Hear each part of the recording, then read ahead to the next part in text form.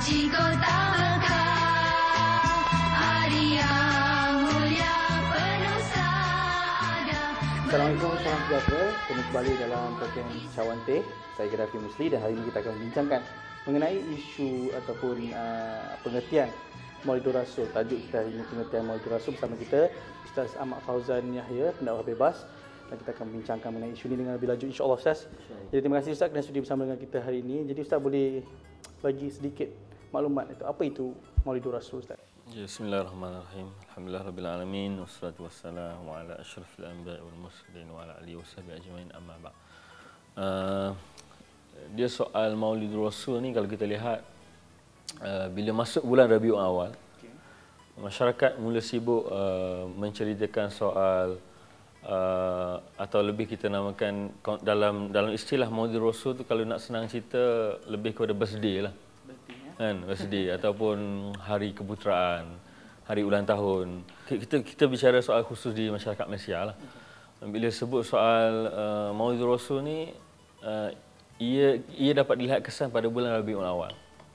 Kalau kat Malaysia ni kita lebih kepada 12 Rabiul Awal lah. Sebenarnya dari segi isu tarikh pun sebenarnya menjadi pertikaian di kalangan ulama. Kenapa tu Ustaz? Sebab dari segi kajian, mereka telah membuat kajian dari segi perbandingan fakta-fakta sejarah, riwayat-riwayat hadis dan sebagainya. Jumhur ataupun majoriti ulama ni memilih 9 Rabiul Awal. 9 Rabiul Awal. Tapi mungkin yang tersebar di Malaysia ini adalah 12 Rabiul Awal. Itu dari segi konteks pemilihan tarikh lah. Tapi kalau kita lihat di Malaysia ni, dia lebih kepada bulan Rabiul Awal lah. Pada bulan ni kita dapat lihat adanya forum, adanya apa dia, lagu-lagu nasyid diputarkan, apa lagi, kita spanduk berarak dan sebagainya. Cuma timbul persoalan di sini, betul ke sejauh mana bila kita nak zahirkan kita punya cinta kita pada Rasulullah tu, kita dengan hanya membuat sambutan Maulidur Rasul. Di sini kita melihat dari segi konteks sambutan dan perayaan tu. Kalau kita lihat dari segi zaman sejak kewafatan Nabi SAW, sebenarnya sambutan yang khusus sebenarnya tak ada. Tidak ada contoh daripada sahabat-sahabat Nabi bila tibanya hari-hari keputeraan begini disambut dan sebagainya. Dan ini mungkin idea ini timbul pada zaman selepas kematian Nabi dan zaman selepas zaman berakhirnya zaman pemerintahan sahabat-sahabat Nabi SAW. Bermulanya pada zaman Fatimiyah. Yang mana Fatimiyah ni pada zaman tu terkenal dengan Syiah pada masa tu.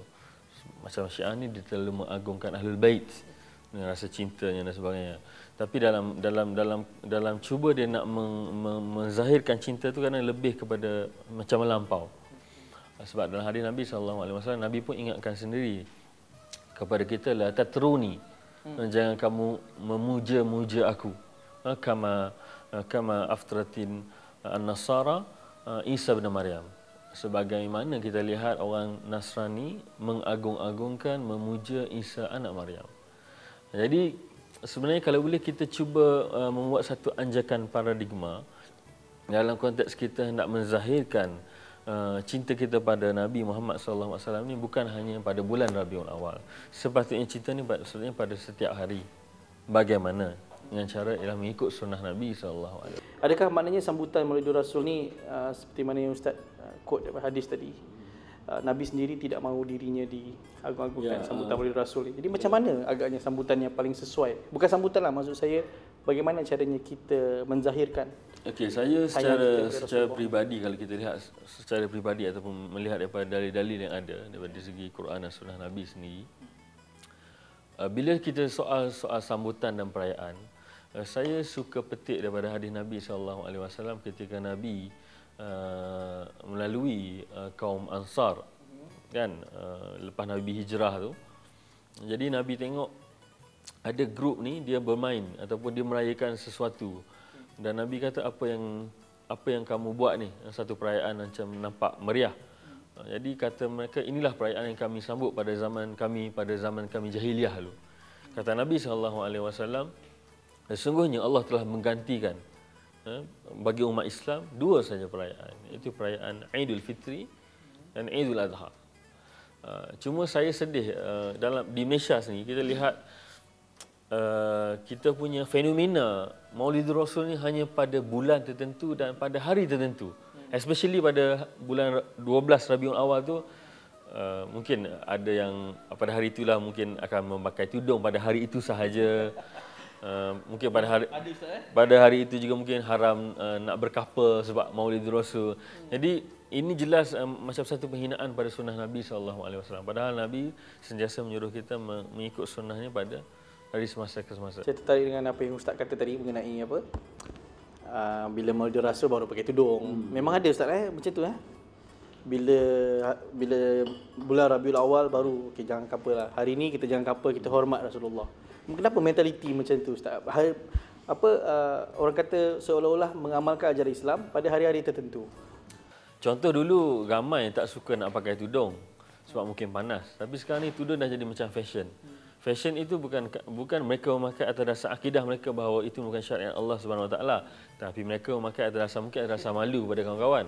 Mungkin kerana zaman ini sudah ada tudung-tudung yang canggih dan moden. Jadi tak ada masalah kalau nak pakai, tapi di bawah tu semua macam tak tutup aurat. Seperti mana hadis Nabi sallallahu alaihi wasallam, akhir zaman akan ada wanita yang menutup aurat tetapi ariat khasiat pada di sisi Allah ia adalah telanjang. Jadi ini jelas di akhir zaman ini kita bersemangat dalam hal agama mengikut occasionally, semasa pada hari raya ataupun pada hari haji dan sebagainya, berbulan puasa. So benda tu bermusim. Jadi saya rasa dengan sesuai pada, bukan kata masalah kita nak sambut Maulidur Rasul ke tak, tapi sebenarnya yang membawa idea Maulidur Rasul ni hanya satu, itu untuk menzahirkan cinta dia pada Nabi SAW.